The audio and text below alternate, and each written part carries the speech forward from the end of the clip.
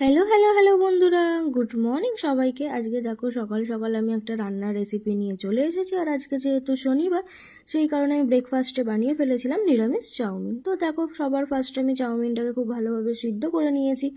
তারপর কড়াইয়ের মধ্যে আমি সাদা তেল দিয়ে দিয়েছি। তো তেলটা খুব ভালোভাবে দেখো আমি গরম করে নিয়েছিলাম।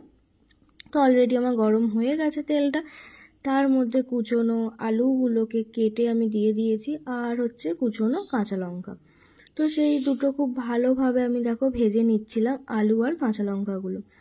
তো একটু লাল লাল করে ভেজে নিয়েছি। তো ভেজে নেবার পর আমি সেই সেদ্ধ করা চাউমিনগুলো আলুর মধ্যে দিয়ে দিলাম। তো আজকে যেহেতু শনিবার, তো সেই কারণে নিরামিষ চাউমিনটা আমি করেছি।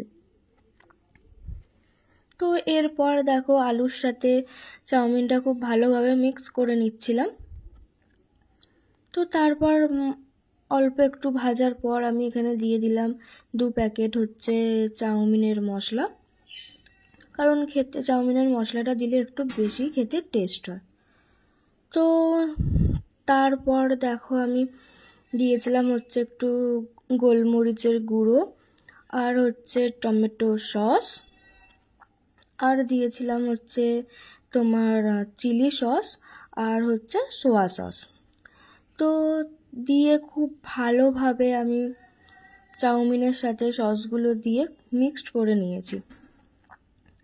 তো তারপর দেখো একটু পরিমাণ মতন আমি একটু নুন দিয়েছি। নুনটা একটু কমই দিলাম, কারণ মশলাতেও থাকে আর সসটাতেও থাকে।